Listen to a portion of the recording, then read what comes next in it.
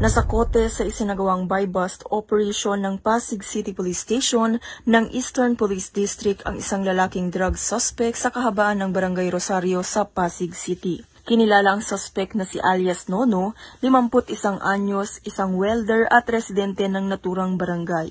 Nasamsam mula sa kanya ang higit 9 na gramo ng shabu na may malaking halaga. Dinala si alias Nono sa tanggapan ng STEU ng Pasig para sa karampatang proseso at kakasuhan siya ng paglabag sa RA 9165 o mas kilala bilang Comprehensive Dangerous Drugs Act of 2002. Sumailalim din siya sa drug test at medical examination habang ang mga nakumpiskang droga ay isinumite sa EPD Forensic Unit para sa pagsusuri.